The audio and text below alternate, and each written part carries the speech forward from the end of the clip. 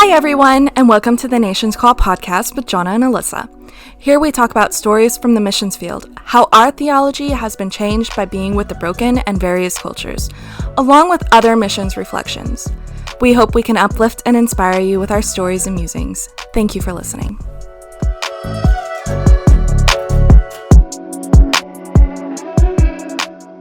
Today we are talking about why there are more women than men in missions, or just why women in missions. Yeah. Women in missions in general. It's a comprehensive topic. Yeah. And we're going to get into it.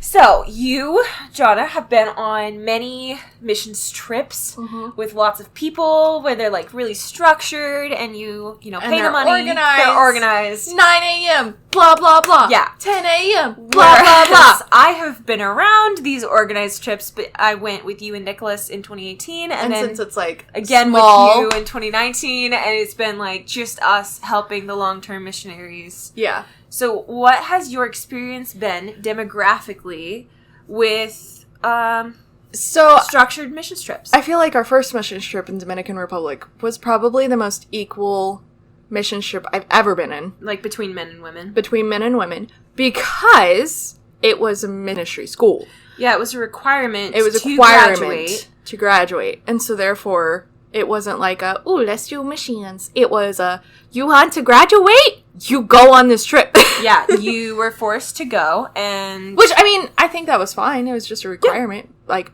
I don't like the word force. But... Oh, okay. Well, like, you were required to go. You're required to go. Yeah. But I've been missioning in Romania since 2016, and I've seen a total of 3 men on these teams with me. So my first team was a 10-person team, and with a woman leader. She was great. And 1 guy. Okay. And then the next one that I went on was a guy leader and 1 guy. Mm-hmm. And then... Was I there? Was that 2018 or... No, that was Israel. Okay. That was paired with Israel.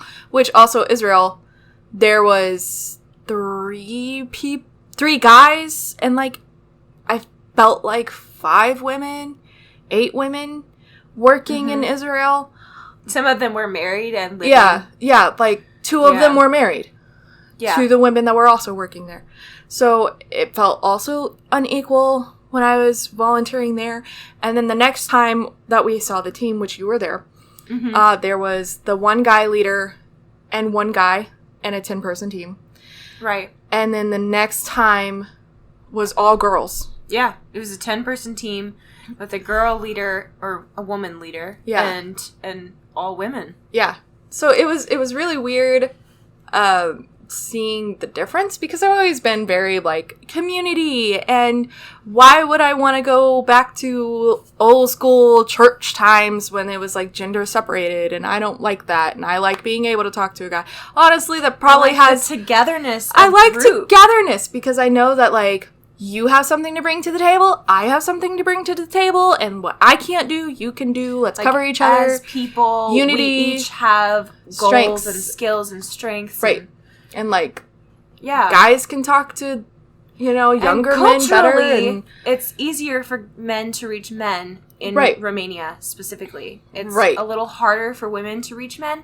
Yeah. And a little more socially awkward, I guess. Because it's very like women, men, but not women, it's one of those things that it kind of like just isn't done. Yeah. And so it's easier for women to reach women and men to reach men, but it doesn't always have to be that way. Right. It doesn't have to be that. It's just more efficient.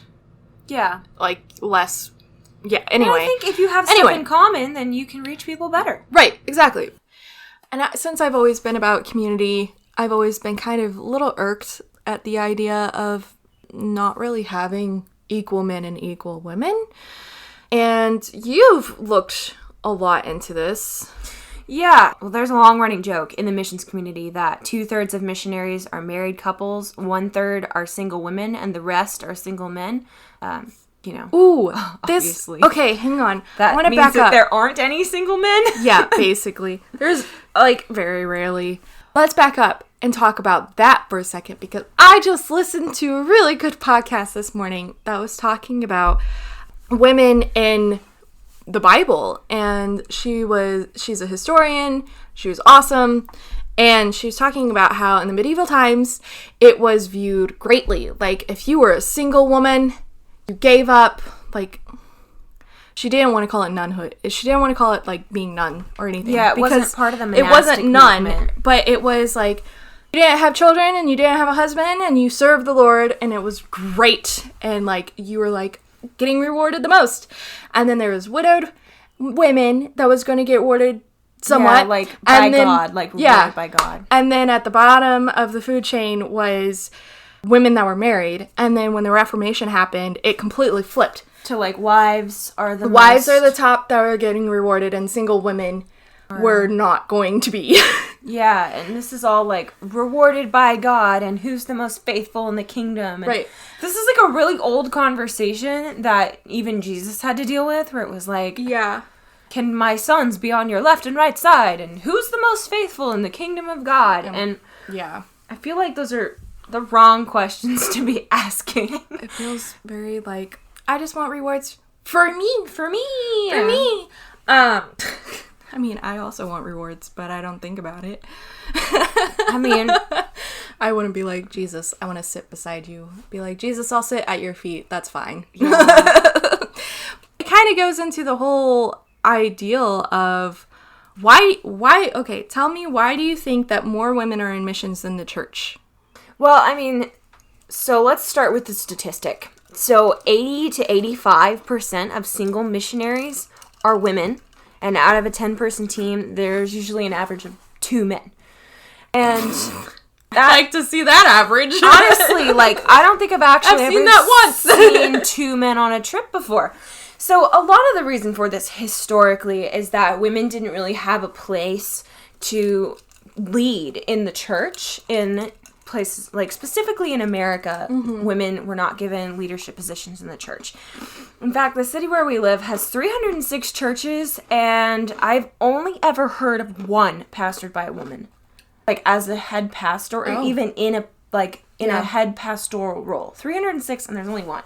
So the churches here, like, you know, you're just not going to be a pastor. So if you feel like you're called to ministry, you know, go somewhere where you can. I.e. missions. Yeah, you go into missions because that's the outlet, that's the place to go. And so and over time, I think missions has been kind of looked on as a girly thing, which is wild because it's like wanting to help people. Yeah. I guess it's At like least that whole motherhood. Like motherhood thing. And, yeah. And I mean, traditionally, men are usually pastors, and women get to be things like a children's pastor or a women's pastor. Sunday school service. Yeah, Sunday school service. Which, like, that's fine and dandy if that's what you want to be called to do. Right. But, like, being like, oh, this is the second best thing, I guess, is sad. But theologically, most people believe that women should not be pastors. And whether or not this is correct, there's a lot of historical research done on that theology and what it means and how we should look at women being pastors. But the fact stands that there have not really been women allowed in leadership roles in the church for the past several hundred years. Which is sad. It's very sad. So what happens is women go to the next place that they feel called by God, that they can hold a leadership position and do what they feel called to do, which is missions. So because they're not allowed to preach and teach and evangelize, then they decide to go overseas and do missions so that they can preach and teach and evangelize overseas. Yeah. And so some of this comes with its own set of problematic ethics, right? Like how we infantilize people that aren't Americans. Yeah. And we think that women's, like, children's ministry and missions are kind of similar, and we kind of use children's teaching tactics in order to evangelize adults overseas, which is, like, really icky. My face isn't because I'm disagreeing. My face is just gross. It gets really icky. Yeah. And so that started this wave of single Christian missionaries flooding into just all over Europe, Africa, China, the Middle East, Asia. You name it. Yeah, like everywhere in the in the world that has missions, it's traditionally married couples or women, and single men are usually having leadership positions in the United States church because that's where they're most allowed to work. Mm-hmm. And so that's where the statistic kind of plays out, and that's why. But that doesn't necessarily mean that it's right. Right. And I also think about, like, if there's so much opportunity for men in the United States in churches and in church leadership, why would they want to leave a good thing? Why would they? Like, I mean, there's no reason. Like, if you can be in a cushy leadership position in a church in America and make tons of money and be where your family is and, you know, largely not have to deal with the pain that comes with, you know, moving across the world away from your family, trying to suffer with those who suffer. Right. Like, all those things. Right. Like, why would you... There's no motivation to really do that. Right. When women... I mean... There's not a place for them, so... I'm generalizing, but there's not really a place. So it's like, you either work with the kids, work in preschool, you work maybe sometimes with youth, or you mission. Like, so for those that feel called to minister, it's kids, mission. Which one? And some of us women get the stereotype. Well, okay, all of us women get the stereotype that we all want kids. Some of us, like myself, don't. And so I don't want a mission. I don't want to minister to kids in America. Like, if you don't feel like you have anything good right, to do there. Right. Like, I feel called to minister, so I'm either for youth or young adults or adults even, but I don't want anybody younger than youth. So why would I stay here? There's nothing for me here. And I think that's pretty sad, honestly. Like, going to Romania, there's so many opportunities that I see that I'm like... And even... If we had a balanced structure, like, even if we had balanced numbers, the structure itself wouldn't be balanced. Right. Because if more single men came to mission in Romania, they would get fast-tracked into leadership positions, and there would be no... There would be no room for us. There would be no reason for women to come. Right. Yeah. Like, it's a systematic issue that needs to be enlightened, and I don't know how to fix it, but fixed.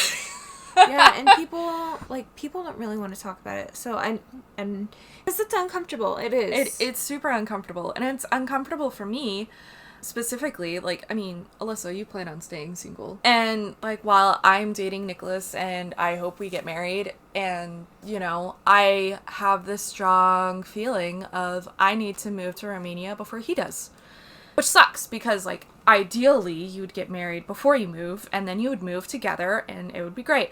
But I have this feeling that if I move together with him, I won't be a missionary. I'll be the missionary's wife. Like the pastor's wife. I'll be yeah. Yeah. Because it's said, I've heard said to me in Romania, there is no women missionaries. And that's changing. Like, I'm seeing that change. But there's not been missionary women who are married. There's been the missionary and the missionary's wife. And the missionary's wife's job is raise the kids and take care of the house. Have kids and take care of them. And while that's wonderful for some people that like to do that, that sounds like death to me. So being told that if I get married, I might just be the missionary wife, I had major qualms, like major. And, you know, there's a lot of times where I'm like, you should approach the culture gently and, you know, morph into their culture and try to be respectful. There's a difference between being respectful of other people's culture when it's something that you can change to kind of like put on a headscarf or put on closed-toed shoes. Right. But when it comes to your personal life. But then there's like this whole, oh, you're a woman, you can't minister. Like, I'm sorry. God made me a woman and he also called me to minister. So somebody is wrong. And I don't think that's God. And like, sure, maybe finding like a place in ministry doesn't look like what we think it's going to look like. Right. But I'm sure but being that God denied, is not like being denied surprised by any of that. Yeah. Being denied before I can even speak Like, you don't even get a trial run. You don't even get to hear, like, what one of my messages sounds like. Just, like, look at me and deny me. I mean... It's like the whole, you're too young for this, you're too old for this, you're too this for this. To this for this. Yeah. Yeah. Yes. And part of it is a little bit of a cultural phenomenon. Because everyone has something that they feel called to do and that they want to put their life into. And sometimes that's just not changing diapers. Right. And putting meals on the table. I think it's really interesting because, you know, I've been on both sides of this thing. I've been like very, I'm not a feminist because these problems aren't actually happening, and then turn around and see these problems actually happening to me. Like, for the longest time, I'm like, men don't get paid more than women. I don't ever see that. Meanwhile, I was only employed and paid by, like, women and families. So, of course, I would never see that. Like, right, because I never worked a corporate job, and I didn't really pay attention to statistics. So, it's but I was like, easy to not look. That's, like, not true. But also it is. Because I was very, like, blessed and completely... I don't know, it was very different because I was stationed at a country church, you know, very traditional, but they did have, like, a woman's associate pastor, which is freaking wild. Yeah, it's very strange for a rural country church. Yeah, to have a woman's pastor, and that was wild. And then nobody wanted to lead the youth, and I was very called to youth. I still love youth, and I stepped up and, like, given... I just got out of, like, a different ministry school, which is a whole other ballgame. And I was, like, 18, 19. I was, like, a youth. Yeah, young yourself. I was a youth, leading youth, and it was great. Like, we had fun. And I felt like, you know, things were said and done that, like, helped change their lives, helped change my life. Like, I learned a lot about leadership, and I got the opportunity to do so. But I feel like if there was not a woman's pastor there, you wouldn't have done it at all. I wouldn't have been able to do it at all. And I even got... Because a lot of churches would rather not have, like, a youth ministry than have a single woman running it. And that was wild. And I feel like if our youth was bigger, then it would also be different, because it was more or less, like, 3 women, 3, like, teenagers, which was fine. Like, I was totally fine with that. I actually really liked how small it was, because I felt like we could have better community together. Right. More, like, vulnerable conversations. Because a small group is better for that. Yes, and we were all very close. But so that was different, because once when a couple came, which, like, I also was praying about it and felt like I should step away, but once a couple came that was married, and the guy was like, yeah, I want to do the youth. It was kind of like, all right, babe, you feeling like stepping down? That's icky. Well, okay, it wasn't babe. I'm just saying babe, but it because was like, it was you. It was kind of like, okay, step down now. It was kind of a conversation of like, where do you feel like this God is leading you this next year? And I'm like, well, I feel like I need to be starting up a small group, so I kind of feel like I should step down. And they're like, yeah, we agree. Yeah, but I think it was because a guy was a couple was ready to take my place. And I do feel like a partnership, it doesn't have to be a relationship, it doesn't have to be like romanticized or anything, but I think a 2-person like leadership role Jesus works sent better. Disciples into, and a lot of those were just groups of 2, not necessarily married couples. Right, some of and them I feel like just a 2 men partnership worked better, but it was still like, all right. And I've definitely been to places where they're like, you're a woman, you can't preach. Yeah. And there's definitely been times where it's like, oh, we're only letting you speak because you're a missionary. You know? Oh, yeah. Yeah, we've had that happen, too. So, for example, Alyssa and I both have a 2-year ministry degree.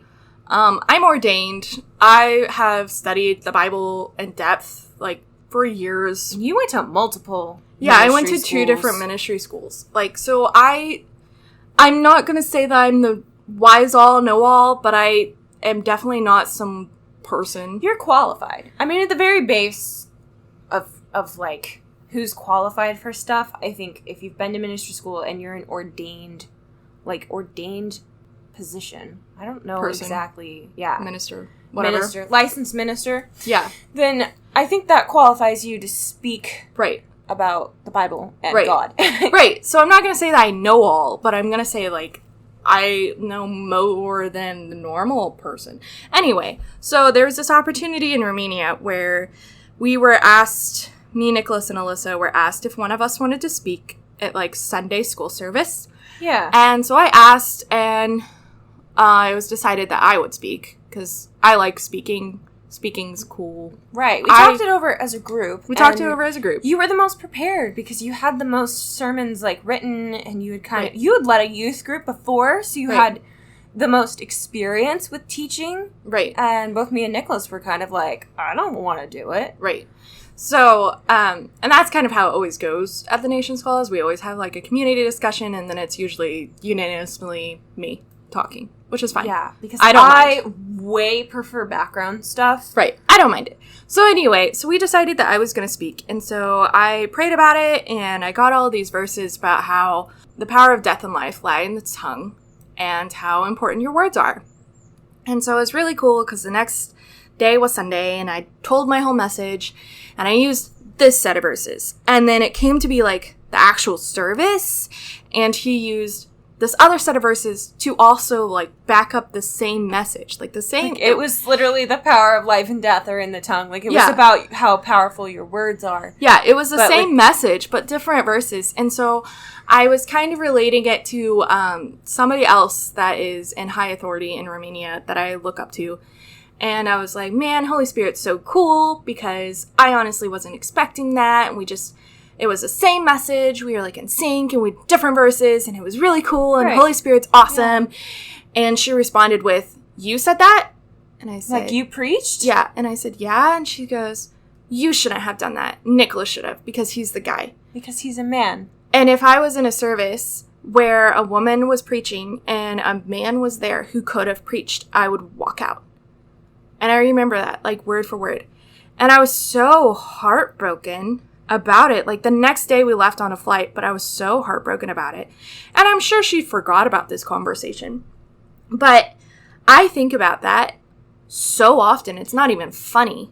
Yeah, because your entire... Just, like, it calls into question so many things about your worth as a person, as a Christian. Mm-hmm. Like, the callings of Jesus. Mm-hmm. Like, it calls into question so much about your life and faith. Mm-hmm. That it's really hard to grapple with being told that you really should not. It's weird. It's weird being a missionary and being told that you should evangelize, and then being told also you shouldn't. Well, and it was also the first time that's happened, because if Nicholas wasn't there, if a guy was not there, it would have been no problem. Yeah. Nobody would have said anything. It's never an issue if no one's around. Yeah, but since he was there, that whole trip went weird, because... It's sort of going real sideways after that, because then it's like, oh, I should just shut up then. Right. You kind of get offended. Well, I don't remember you being offended, but I was offended. So. Well, the whole trip was kind of... We would sit down with our contacts, and since there was a guy in our presence, they would all face him. But I was the one with, like, the vision and the talking, and I was the one that was like, okay, so here, like, questions, and they were like, oh, this person instead. Like, it felt very, like, the whole time, like, oh, not him, her, weird. Kind of ideal. Yeah, a lot of our contacts were extremely weirded out that Nicholas did not have the answers to all of their questions, and that you were the team leader and more prepared and had the vision, and that you were basically the person that was running the meetings. Right. And that was weird to a lot of people. Mm-hmm. But I don't think that they really made a big deal out of it. They didn't. Which was good. Which was really comforting. You could see that subtle, slight change of posture. Yeah, the turning. That expectation, that assumation of, like, oh, naman. Like, you could see that. Yeah. And I'm not even observant. And I noticed. Yeah, I think I was a lot more nervous about how the meetings were going to go and just meeting people and traveling. There's a lot of anxiety there, so I don't think I was really paying attention to people's posture, but there was definitely a couple of times where I was like, They really want to talk to Nicholas and not us. Uh-huh. Yeah, and also, like, Nicholas is a very quiet person. Yeah. Like, I'm sure I'm not offended by it or anything. Right. It's just something that happened. I wasn't offended. It was just kind of a thing of note, like, of who you exactly expect to speak. And Nicholas is a quiet person, and eventually, I'm sure we'll coerce him to speak, maybe, perchance, on this podcast. Hopefully. He has a lot of gold nuggets of wisdom, and I love it. Yeah, he's got a lot of things that I'm like, whoa. Right. I didn't even think about that. I should have. He's awesome. But he's not one that wants to speak. He doesn't want to speak in front of people. He likes to sit and observe and watch and toy around with his thoughts and be like, oh, you could later come up to me. You could do this better. Or like, this is a thing. Watch out for that. Or like, you know, etc. Yeah, the way he gives advice is a lot like art critiques. Like, you feel proper art critiques where you feel like you came away from it with more wisdom and that your work will be more valuable in the future because of his input. Right. That's how I feel about having comments. Yeah, he's so good at that. But knowing him and how he doesn't want to be in front of people, being told that if he's in Romania with us, that he has to be the one to speak, I think, I mean, I haven't really talked to him about it. Sorry, babe. But I think that probably set him back a little bit because he knows that our voices are important. I mean, it would probably, I think it would freak me out if that happened to me, I wasn't really prepared for speaking at all on the trip. And if somebody turned to me, like, pretty much every time and expected me to speak, my nerves would be fried. Yeah. Like, I would be like, I'm really not ready for this. People are going to expect me to speak, and I really don't want to, because I wanted to be behind the scenes and do, like, paperwork and do something else. Right. You know, like, do important stuff, but not really be a front runner. Right. I think I would have a really hard time dealing with those emotions and feelings. Right. Which I don't necessarily know if that's how he feels, but that's how I would feel. Right. Which I'm the one that's, like, ready to talk, so come to me and I will talk. Yeah. And, you know, even recently, where it was a group of 10 women that were all women, and me and you that were also all women, and then we just happened to stumble upon another American couple that were, I don't know, mishing something. It was really weird. They were there, and I wasn't sure. I'm not really sure the backstory. They were there. They were cool. But, like, we went to a Roma church, and none of us were asked to give a message except for the guy. Yeah. But they had, like, a woman prophetess who could speak in front of the church, but not actually speak. Right. Yeah, she was, like, a prophetess. And yeah. She, like, gave some really harsh corrective words, and I was like, good for you, but also, I'm scared. And I was really shocked even then that there was a woman prophetess, because I keep being told, no. Yeah, like, every time, that was really interesting, because a lot of times women aren't allowed to have prophetic words or any type of corrective words to the church. Oh, and also, I think it's interesting that as a woman, you're either a prophetess or a missionary. Yeah. But never a pastor. It's weird that, like, we're allowed to have a place in the prophetic realm at all. Because there's kind of times that I'm like, am I allowed to hear from God? Yeah. Well, I mean, it's kind of feminine now. And I think this is interesting because it goes with the traditional Israeli Jewish prayer shawl. Because I started researching it after my grandmother died. I ended up, thankfully, getting her prayer shawl that she got from Israel. And it was said that only men had this prayer shawl. Oh. Or something like that. Like, men usually had it. And the reasoning was they needed more help to hear from God. Because women have hair. Because like, it was a covering thing. It was a covering thing where, like, just women were more in tune with God than men were. So I find it really interesting that, like, while in Jewish customs we agree that women, or not agreed necessarily, but, like, it has this insight. So, it's like in Jewish customs, it's said that women are more in tune with God than men are. So men need a little more help, and they need this prayer shawl that, like, you know, is anointed and whatnot and helps them get closer to God. Which, like, while I love prayer shawls, and I totally feel like some prayer shawls are really anointed and totally help, I also find it interesting that at the same time, a woman isn't allowed to be a rabbi. And maybe that's changed, and maybe that's not the case. But if that's carrying on to Christianity, like, women are not allowed to be preachers, but women also are more in tune with hearing the voice of God and are allowed to be prophetess. Something is askew. I'm just saying. Something's skewing here. That's interesting. I don't think I've really heard that before. Like, I have issues whenever someone's like, this gender is better at this and this gender is better at that. Right, of course. So, like, me hearing that, I automatically am inclined to be like, women more in tune with God and men aren't? Like, what's up with that? Right, I'm the same way. But I'm just saying, like, if we're gonna stick to these kind of rules. It would be interesting to, yeah. If we're sticking with these kind of rules and saying, yes, women hear better from God, but also men are the only ones that can teach about God. Like, I feel like teaching, maybe you should it be was able to supposed hear. To be some kind of joint endeavor. Where originally, maybe. Where if cool. Women hear more from God than men are supposed to teach about it, then there's supposed to be some kind of cross communication. Well, wouldn't that be nice? It would, like, I'm saying, like, if right? If that's the logic, then it seems also logical to say that there was supposed to be unity from the beginning. Right. Which plays into this whole missionary thing.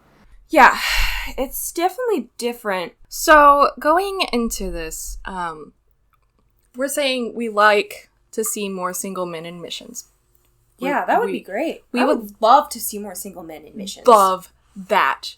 Because I think that's really important. I just want a balance. I really like balances. I mean, I like being around men. I do they too. think about things that I don't think about.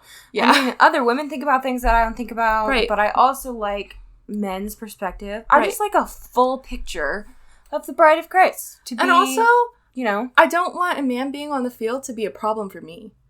Right, yeah. Which is like a whole other thing. Because I felt to be like a problem for, like, all women. Right, yeah. I just say me because I can personalize myself. Right, but, like, I don't like... I want to see more single men in missions. But I hate that, like, the one time I had a guy on my team that was close to me that, like, yeah, it was like, you shouldn't do that. He should. Like, I hate that because I wish I could do what I'm also called to do and it not matter gender.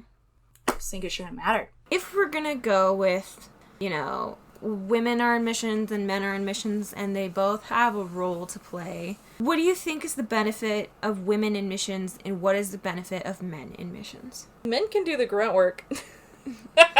I'm just kidding. Women can too. I think being able to speak to all genders is more beneficial than just one. So, like, there's times where it is more beneficial for women to speak with women because you can relate on that level. So, like, a shared experience. A shared experience. And so, therefore, there's times with, like, women's ministry, it's a shared experience. Like, I don't think it's necessarily due to just, let's separate the genders, because I hate that. But I think it's like we have a shared experience as being women and we go through the same crap. Only having women... Just having, like, the shared experience of, you know, being a woman in society versus being a man in society and how those two things affect you kind of also seem to affect people's relationships with God. Yeah. And so you need specifically targeted Bible ministries that talk about, you know, God actually cares about this thing that happened to you versus, you know. So therefore, having only women in missions hurts the men. Because we can't reach as many men. Because we can't. Like, not saying, like, there's men that we can't reach, or can, or, you know, we try anyway. But, I mean, there's some men... We've come across some men that have been very sexist and very, like, oh, isn't that just like a woman? She, like, beats you down and breaks your heart and doesn't care about you. And I'm like, dude, your last breakup was bad. And I can feel that. however long ago that was. And it has nothing to do with me. Yeah, it's like, in that situation with that particular guy, it would have been better for really a man. helpful for a man to, Minister to him and be kind of nurturing, maybe. I mean, like, men can totally be nurturing. Totally. And I think he needed that. And have a man to be like, hey, buddy, don't know what you're going through. God still loves you. Or even tell me what you're going through. Yeah, or tell me. But, like, also, women are not evil just because that one girl was. Because when it comes from a woman trying to say, well, I'm not evil, like, it doesn't matter. Who's gonna believe you? Right. So it hurts the men that we're trying to serve by not having men serving. Alongside. But, I mean, it's also beneficial because women can actually have space to preach if men are not alongside. I just hate that idea. I love having men on my team, so... I think that we can get to a place, my hope is that we will get to a place where there's women and men in ministry, and there's plenty of people to go around and do the work necessary to, do what the Bible says, bind up the brokenhearted and preach the good news to the hurting and free the captives. Because it's, at the end of the day, it's not really about your gender and your sex and whether your or not sex. You can fix the washing machine or hold a screwdriver or pour a bowl of cereal. Right. Like, it's supposed to be about hearing the stories that people have to tell you and trying to show them where God cares about them. Right. And I think we definitely need both men and women to be active listeners who are full of the Holy Spirit and are ready to, to be really cliche, give a reason for the hope that's within them. Like, I mean, why honestly, is that so hard? I don't know. It really, yeah, don't know. That's kind of like closing arguments. Why is this so hard? I don't know. And why? Is that giving a reason for the hope within you is not a gendered... specific idea. It's not yeah. It's all of us together doing it. Like, it's not that hard. And I wish we didn't have lenses that told us it was. Or ideologies that told us it was. Or our raisings and culture and whatever, XYZ, to say, this is the box that you are to fit in. Here's the puzzle piece we want you. And not actually looking to God and being like, okay, but where are you wanting me? Instead, like, if I grew up hearing I couldn't preach and then God still told me to preach, I would abandon the puzzle that mankind gave me and look at his puzzle instead. And be like, okay, well, my puzzle piece that I can bring to the table doesn't fit with everybody else's, so where do I go from here? And I feel like that's exactly what I'll be doing in Romania, as I'm called to preach, I'm called to Romania, and combining those two is gonna look real sticky, but hey! God calls us to the sticky things. I don't feel like God ever calls us into something that's perfect for us, or is, like, completely easy. No. Because he That would literally be said, too take easy. up your cross. That would be Like, too easy to the do. The whole point is that maybe the things that God calls you to aren't gonna be, easy or perfect. Like, they're hard. I gotta look messy. Because it's messy. A lot of my looking around at articles on why are women more eager missionaries, or why are there more women in missions than men? Why does this matter? Why should we care? All this kind of stuff. A lot of the articles I read made me angry because they weren't trying to convince men that they should do it out of, like, the kindness in their hearts, or because God's called them to it, or this. It was like, we should make sure that women don't get to do this anymore, and we should make sure that women I feel like there's definitely don't have to. I feel like there's definitely a way of inspiring a group of people to do something without demoting the people that are already doing it. Yeah, there has to be. I just feel like that's something I've studied. Like, you don't have to demote whoever's doing it to inspire another group of people doing it to do it. Like, it's as simple as women have been standing for so long, missioning, And it's not fair to them, and it's not fair to you for them to be alone. And not meaning like relationship, like romantically or anything, but just like God created us to be unified and to come together.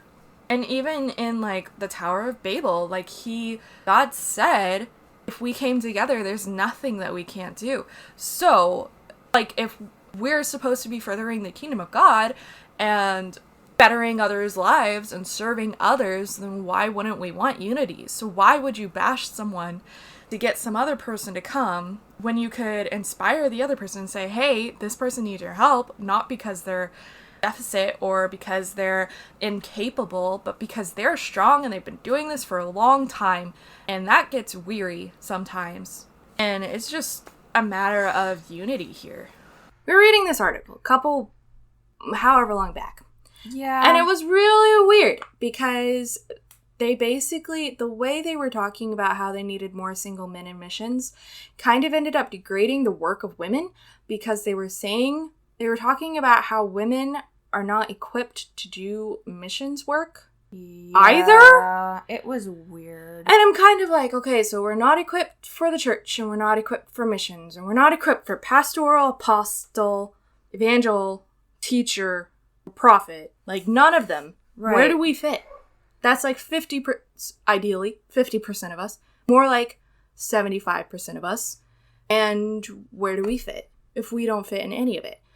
And so he was very like that kind of guy, grit, like, we need to call up the generals. But like, yeah, the Christian life is a battle where a man's strengths and passions are called upon to be spent for the greatest cause. Right. You know, put on the armor of God. And I'm like, that verse about the armor of God was for Christians as a whole, as a group. And also, like, as a collective. Newsflash, all of my mentors have been women and have declared, like, has seen themselves as generals. Like, one of my mentors, she was awesome. And she classified, she's like, Jonna, I am your general. And you will buckle up. Like, she was great. She was hard on me when she needed to be. And I love her so much.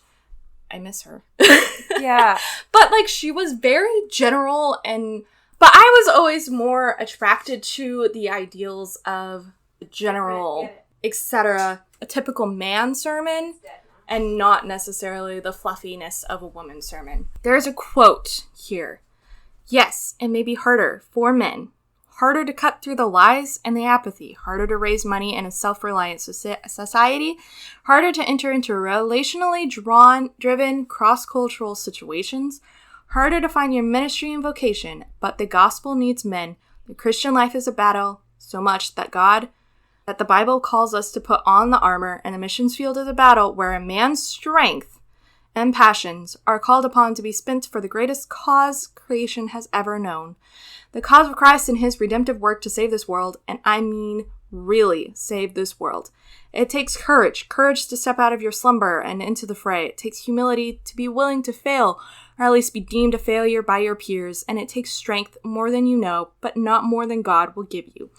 Like, I think if men were the only ones that could put on the armor of God, all of this witchy nonsense that we've experienced in Dominican and Republic and Romania, like, we would have been screwed over by this. I mean, why be like, why go why to missions? bother? Why bother? Why get saved at all if the Christian life isn't for you? And walk is not, does not have you written into it. Right. If there's no room for you, why bother? So, it's like, that's that spirit of offense that I've been, like, grappling with, is because I don't think that it's necessary to cut women down to convince men to come into missions. I don't think so either. I think it's necessary to I don't have, like, ask people, are you led? I wish they would have said, standing with our sister warriors of Christ, like, pick up your armor, pick up your sword, and stand up with our warriors that are already out there, our sisters that are in need of backup. Like, that would have resonated with me a lot easier than assuming that we cannot pick up a sword. Yeah, it would have... Yeah.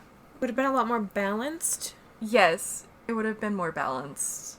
Okay, so maybe I'm personally taking it wrong. I think you could replace men in this context with Christians, and then I would be like, yeah, that's great. We should all do that. Since it's like calling single men, which we want to call single men, but the way it's worded, I just don't like the specific wording, which they spent half of the article before this degrading women in missions and then saying that we need men. Right. And it says, like, where a man's strength and passions are called upon to be spent for the greatest cause creation has ever known. And I'm just like, isn't my strength called there too? Please? Yeah? Mm-hmm. Like, I don't know. That specific line... It sits wrong with me because it sits weird. It sidelines half of Christians. Right. And I don't like it. And normally I would just like assume man and mankind, as in the Bible, is like talking about humans in general. Because I know he was talking about men, women, actual males being not capable. And he's talking about actual males and females being incapable. It kind of like sets me wrong. This approach of men getting into missions brings a spirit of offense in the church. Honestly, it's hard for me to read that and not be offended. Right. And I don't want to be offended. Right. And I want men in missions. Right. And I think that we can call each other to do things and to come higher with a spirit of humility and not offend our fellow women who are already there doing the work. Right. They're there doing the work you wouldn't do. And I think that we shouldn't degrade the people who are working in order to get more people into the work. Right. I think that we can do it better. The Bible we can do better. The Bible specifically says that we're not supposed to offend our brother. So fight me on that. Well, that means like mankind in that specific. Well, yeah, I mean like mankind in specific, but I mean like, yeah, we're not supposed to fight our siblings. Like, we're not supposed to offend our siblings, and so fight me on that. But we're not supposed to cause offense.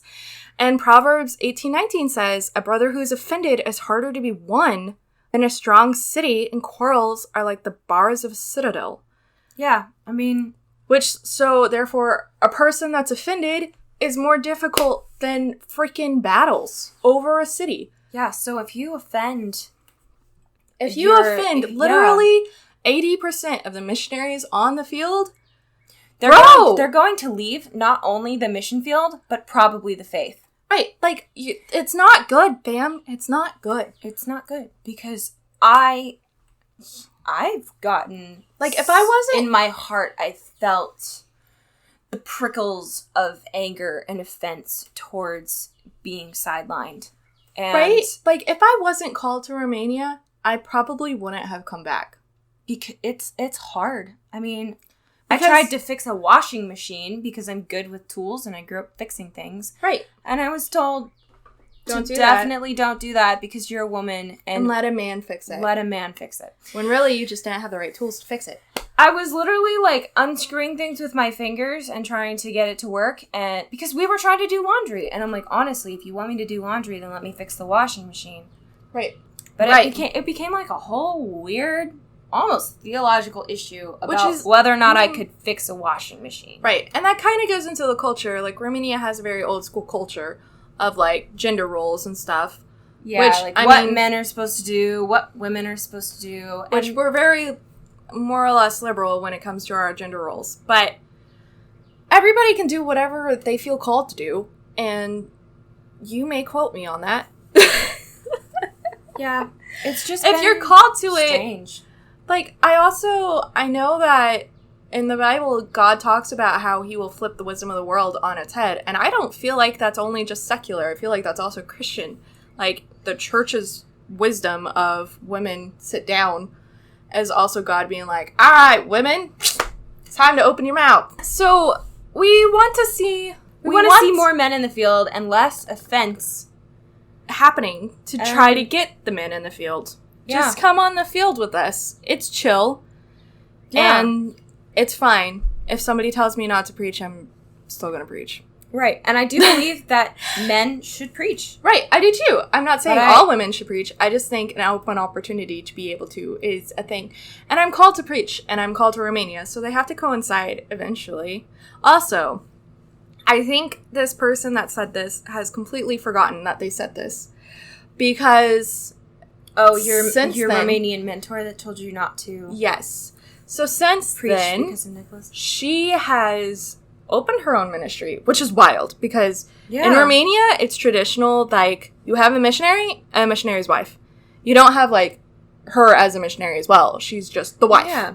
And the homemaker and the kid taking care. She's doing her own evangelism now. Yeah, she opened up her own ministry, which is awesome. And she preached in front of, like, the church with all genders in it. And I thought that was crazy. Yeah, so I do have hope for the future. Right, I do too. And it's so interesting because going back year after year, you see all of these changes, like, culturally and physically, and then the people that still live there are like, we're not changing. And I'm like, bruh, you did. You really have. Like, she's going out. She's no longer a ministry's wife. She's no longer a mission's wife. She's a missionary herself. Like, she's identified as a missionary now, and she's doing things and preaching in the church. Yeah. And that's awesome. We love that. We love you. If you know who you are, this is not to bash you. I love you. It was just an experience that made me think. Mm-hmm. And I like thinking about stuff. Right, because I haven't really thought about the difference between having more genders in the team. Yeah. Because I never had the opportunity to. Like, and every man that we've had on our teams have been very quiet. Yeah. Most of them have been very quiet and, like, very, like, no, I don't really want to do that. So it's been really different. And I think, I mean, maybe this is just far out branching, but I feel like it's God being like, yeah, women got voices. And just sending, like, mostly women and some few quiet men. And I think that is really interesting. Yeah, I mean, the people who make it to Romania are definitely the people who felt called to come. Mm-hmm. And so I don't really know how that fits into your theology about calling and God speaking and doing things in the world. But it fits into mine. Right. It fits into mine. Kind of. For now, today. It fits in mine today. Yeah, it fits in mine today. And I'm willing to, like, look at this whole situation again through another lens later on down the road. But also what was really cool was that same year that happened was the same year Heidi Baker was in Romania and Lisa Bevere was in Romania. Yeah. All at the same time. It really feels like God's sending a lot of women to Romania. All at the same time as us. And I was like, all these women pastors are coming here. And it's really cool, and I'm alongside them, and I don't know, I felt like I really like Lisa Bevere and Heidi Baker, so I was kind of fangirling a little bit that they were in the same country as I was. That wasn't America, because America's too big for that. A lot of Americans are like, Romania what? Mm-hmm. Where is that? I've been asked a lot of times, where is that? So, it was cool. Yeah. So, it's been really interesting. Some closing thoughts. I want men in missions. I want single men in missions. I want married men in missions.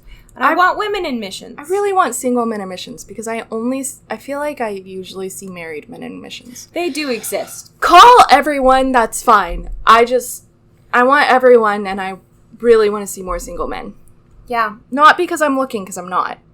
Not because you're looking, because you're not. Mm-mm. But just because I like diversity. Being around men. Yeah. And I think it would be really cool to have a full picture of the body of Christ serving in Romania. Right. And I think that would be great. And if people were able to do in the fullness of what they're called to do, I think that would be really good. And I really just believe that if you have a calling from God, then you should be able to communicate that, and to the best of the ability of how, respectfully, with humility, all of those things, case by case scenario, you should be able to do it.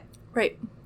And I think that we as Christians and Christianity should not hinder ourselves from evangelizing and from, speaking about God. I think we should stop tripping ourselves up. Right. And we should stop offending other Christians and bringing a spirit of offense into the church and organizations and stuff like that. Right. I think that we can do better We can do better. That's kind of the thought is... And let's do it. Most of my theology is kind of based off of, let's think about this and then find ways that it's offensive or problematic and really dig into the heart of what Jesus was trying to say and then go from there. And love your neighbor is kind of like the rock that my theology kind of sits on. Right. And I just want to love people well, whether or not they're in ministry or whether or not they're the ones being ministered to. Or whether or not they're neither. Yeah, or neither. And I think that having single men in missions would bring a fuller picture and we would be able to love more people. Right. And better. Yeah. And if we just let people do what they felt called to do, whether that be men or women, then we could do things faster. Right. Not that there needs to be a metric, but more efficiently. More efficiently. Yeah. All right. Thanks for listening to our ramblings about women in missions. And now Jonna has a blessing. Awesome. Thank you, God, so much for sending your people, for inspiring single men, single women, and married couples. Thank you so much for sending whichever gender you choose, and that we are able to be efficient and effective and love our neighbor and listen to our community and help without hurt. And thank you for just inspiring us in general. We hope that we can do you proud and inspire us daily. In Jesus' name, amen. The Nation's Call is a 501c3 missions organization supported by wonderful people like you. If you would like to partner with us, you can do so by going to Patreon at patreon.com/thenationscall and by following us on Instagram and Facebook, where you can also ask us questions we might address here. Thanks for listening to the Nation's Call podcast.